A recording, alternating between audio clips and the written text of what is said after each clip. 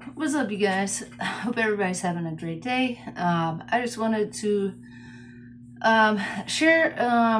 Hope it's kind of quick, but I wanted to share some info. I've had a lot of people ask me here recently, am I still teaching music lessons? And I will be upfront and say I'm not teaching music lessons.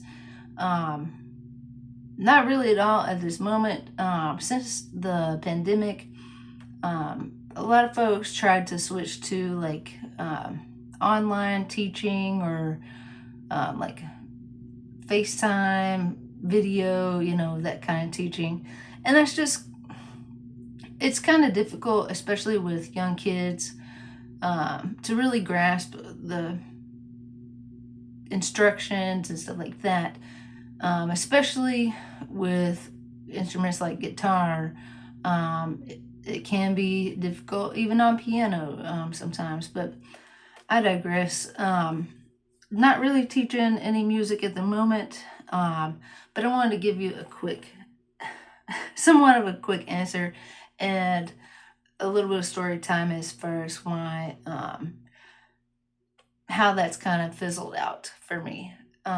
So all in all, I will say I I started. I've played music. I started singing, playing music, violin, around 3, 4 years old. I know what it's like to be a kid, and I know what it's like to be a kid trying to learn a new instrument, and what it's like to be a kid and having to practice your instrument.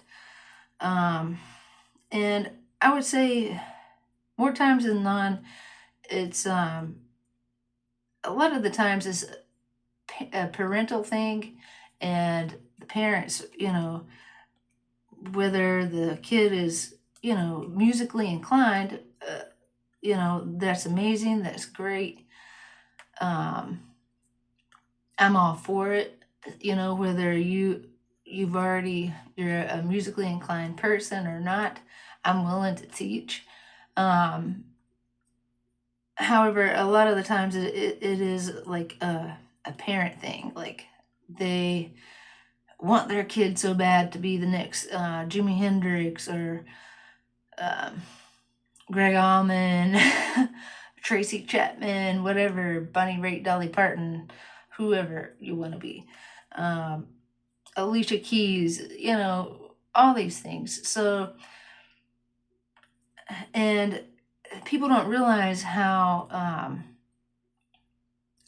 much practice and dedication that really takes, and how dedicated you really have to be as a student, and how on top of you know not only just being consistent with your practice, but also being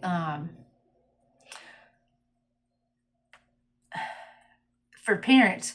A lot of the times parents you'll get to the lesson and the parents are just like, thank God I don't have to, this is time for me to chillax or whatever, while little Susie is learning their lesson or whatever. Well,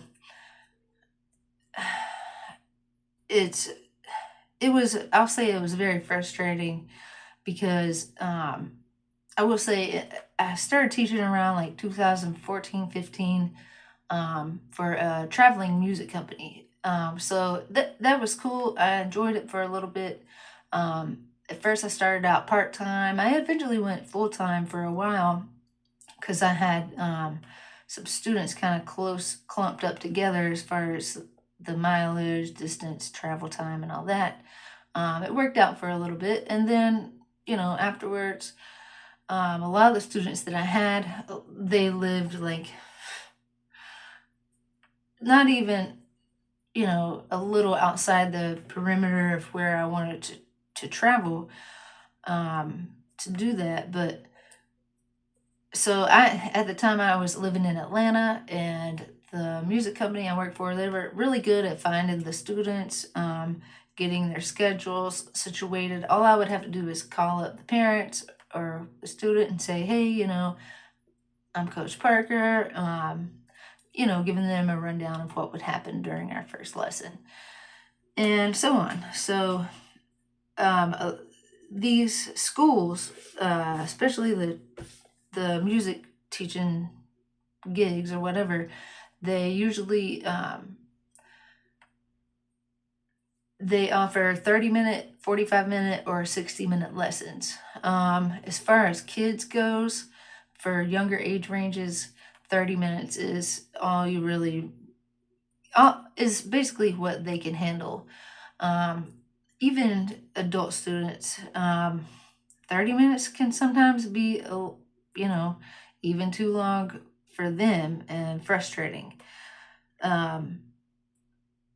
And a lot of the times, the music schools and the people dealing with the students and the parents, a lot of the parents will say, how young is too young for little Tommy to start learning guitar? He really wants to play guitar. He got a guitar for Christmas, blah, blah, blah, blah, blah.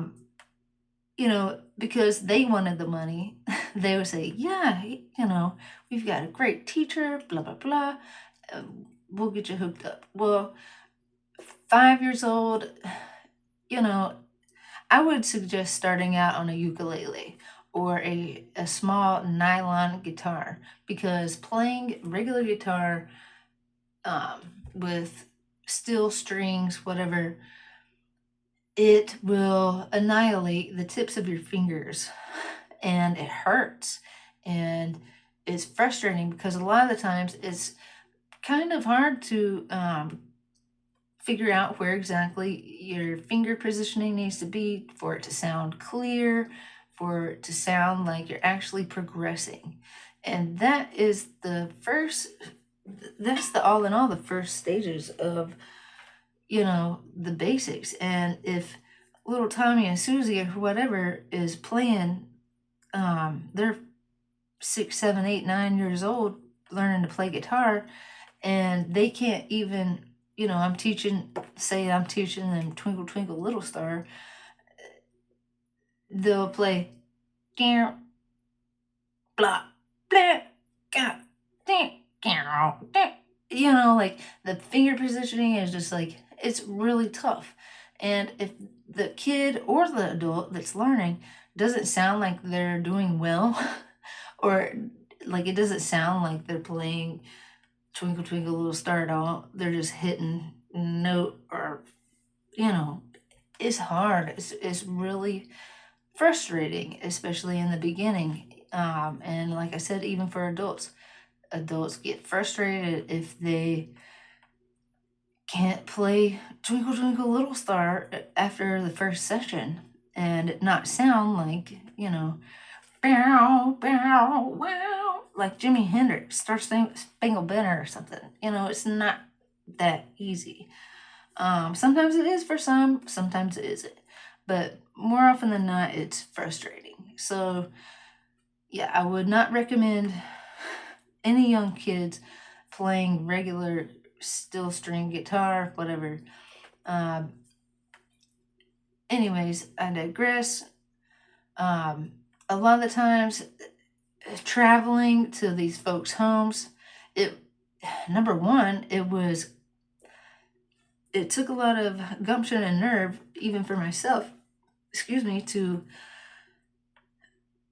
show up at a stranger's front doorstep, not knowing what is going on in their home, not knowing them, whatever, and be like, hey, I'm so-and-so, and I'm here to teach you some music lessons, blah, blah, blah. Here's how it's going to go, da, da, da. But so a lot of the times, folks would usually only sign up for 30-minute or 45-minute lessons.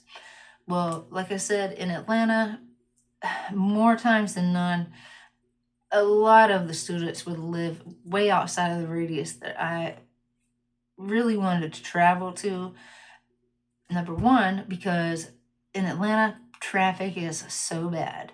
So, like, even if you had back-to-back students and lessons, you have to allow yourself enough time to get to the lesson, close out the lesson, speak to the parent, leave, you, depending on where the next student lives, you got to give yourself probably another hour to get to the next student's house.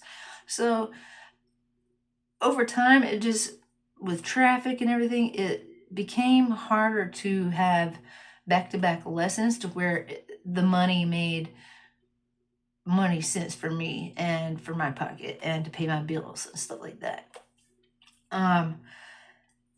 I taught for, like I said, the traveling music students or whatever school. I taught for a certain county in Atlanta for a while.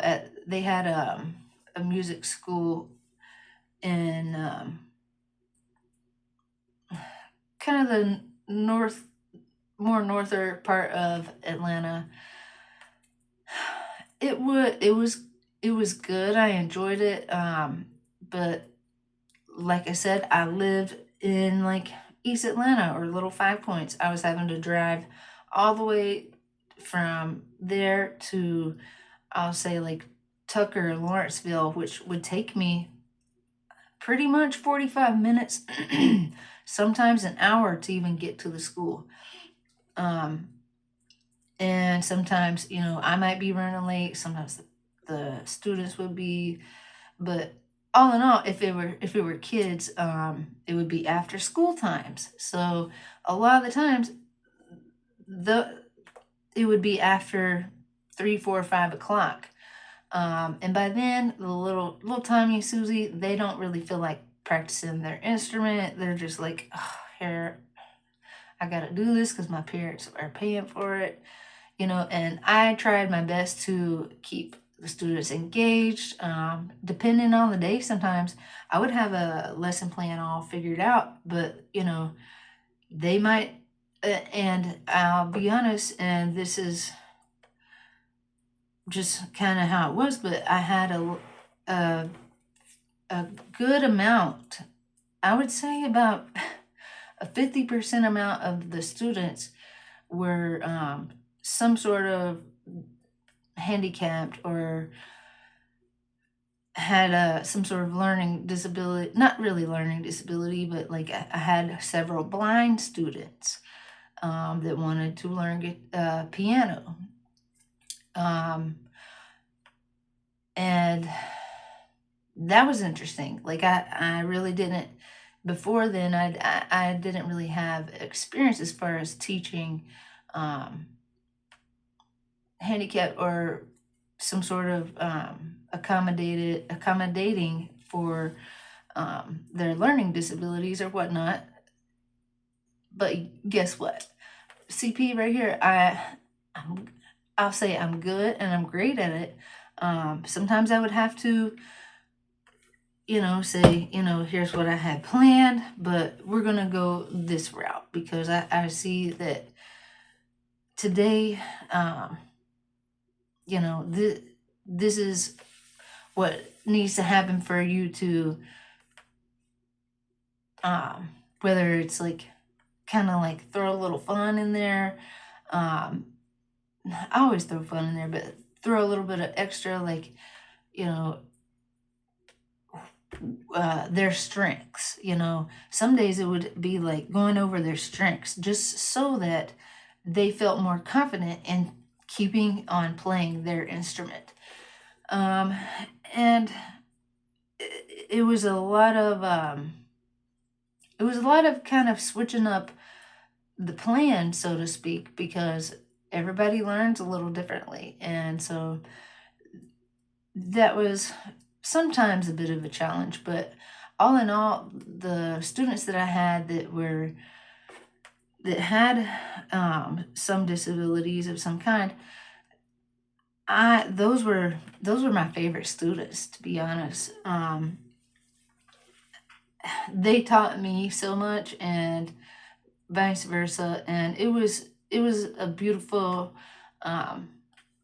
relationship as far as music and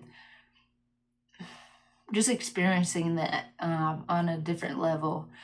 And it's something that I'll cherish forever.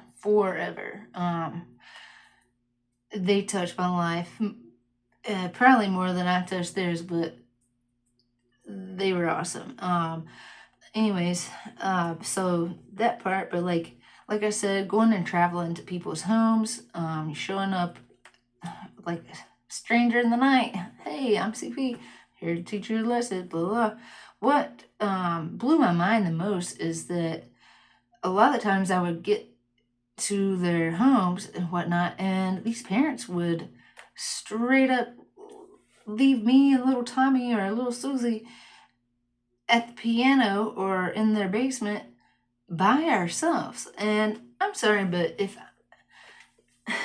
I have a stranger coming into my home to teach my kid lessons, best believe I'm gonna be in the room with my kid and that adult. And I was just blown away at how almost every parent that I had would just be like, here you go little Tommy, go little Susie, and would just leave me alone with their kid. And not only did that make me feel somewhat uncomfortable, because in the day and age of all of this and all the cameras and all the, people people abusing or doing, having very inappropriate relations with their students or whatever. Like, I don't know, I just found that very unsettling.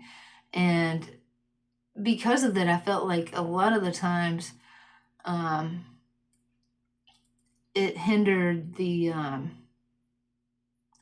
growth period with me and that student and with their parent. A lot of times I would show up, I'd be like, hey, little Susie, Tommy, whatever, like, did you practice your instrument? Did you do your homework? A little bit, blah, blah. They didn't really practice. And then when I get there for 30 minutes, a 30-minute lesson, by the time we go over what I taught them last week, I would only have maybe 15 minutes to teach them the new lesson. And so it took, I would have to end up breaking stuff down into very small segments. And then I started coming across where parents were getting frustrated that, like, little Tommy and Susie didn't learn, Twinkle Twinkle Little Star in their first 2 lessons. And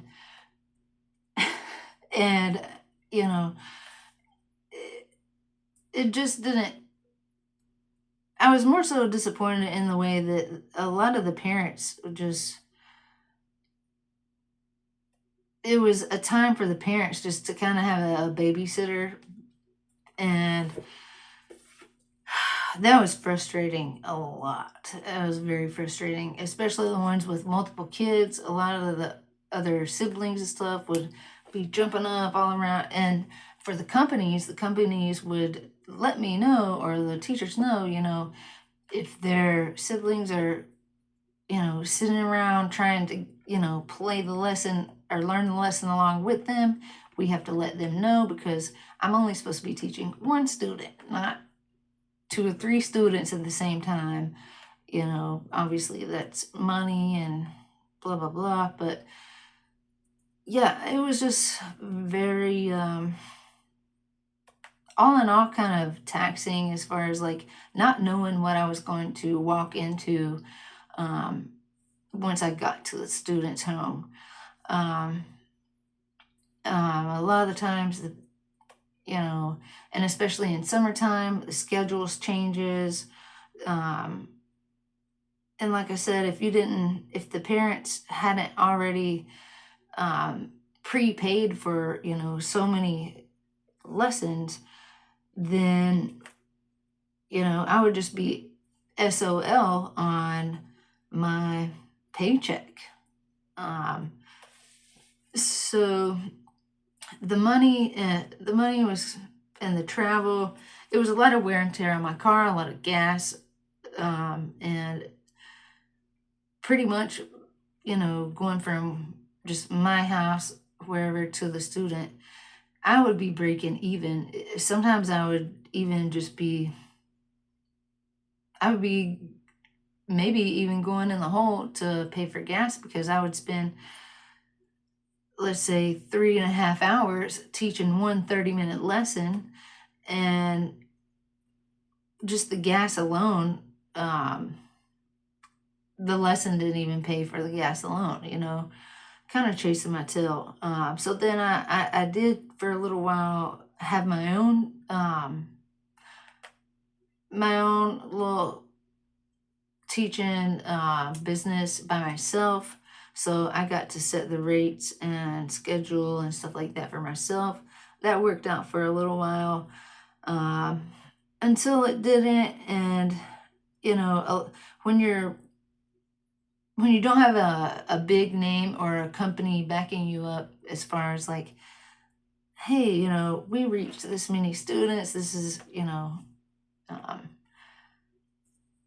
blah, blah, what we have to offer, marketing and selling your brand, selling your business, and your product, that's a big deal. So working for yourself, doing that, I wouldn't say it was hard to do by any means, but it's much easier when you have a company to back you up, as far as what parents might say, like, ooh, that sounds valuable. I'm willing to pay $200 a month for 4 lessons a month. That would have been great if I charged that personally. But a lot of the times with those businesses, yeah, they would charge like 180 to 200, 140, 180, $200 for 4 lessons a month. So 1 lesson a week. And I would, I would get, I want to say it started out at like 21 per 30-minute lesson. And like I said, it just kind of depended on where you live and the traffic and all that stuff. But being in Atlanta, all in all, like, it eventually it wasn't worth it, as far as driving distance, gas, just the stress of it all. And then having, like, I don't know, I would say most of the time, the parents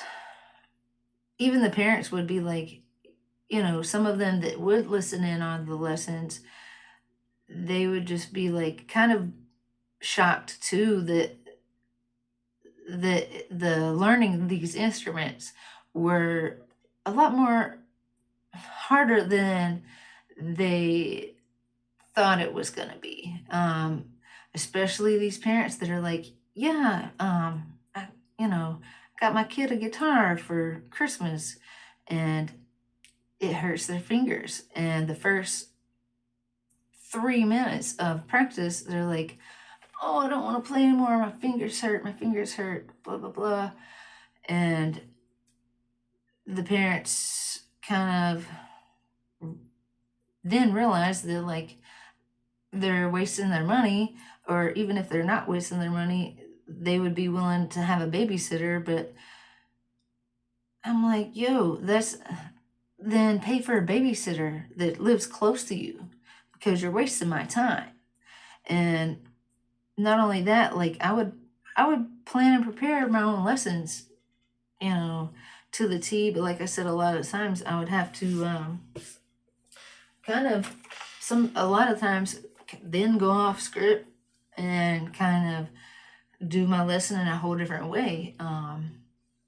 So it was just a lot of adjusting, and which I am pretty good at. And but all in all, it was just frustrating, because I didn't really see a lot of progress with the students, whether they were kids or adults. because it does take time. I've played guitar now since I was 14 years old, and you know, I,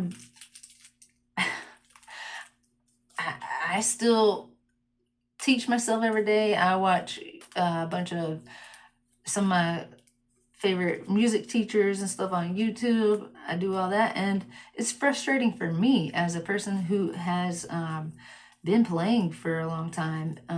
It's frustrating, and so I don't know. It's music's supposed to be about doing something that you enjoy and you have fun with, and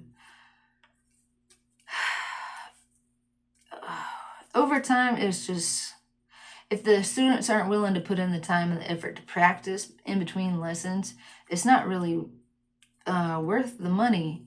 And unfortunately, people don't realize, how exactly what all it takes to be flexible when you already have a lesson planned. And then you get there and you're like, oh, wow, well, they didn't even practice the past 2 lessons. So now I'm going to have to go back and work on that. And it's just more so frustrating than um, what it more so frustrating. The part that I enjoyed the most was um, basically having that connection, that time with that student, because some of the students, we clicked it off, we hit it off really good, and we'd have a good old time. And it is what it is. But and then some of the kids, they just weren't into it at all. It was just like a parent thing. So anyway, that's that. I'm still up for teaching music, but at the moment it's a lot of just like uh, what you call it, video lessons, or I can send you pre-recorded lessons and stuff like that. But people need to understand time is money. Time is money, and not only me, but a lot of other teachers, our time is valuable, and we got to pay our bills too. And so doing lessons, even if it's 30 minutes for, I don't know, let's say 15-20 bucks, which I paid 20 bucks in 2014 for guitar lessons myself.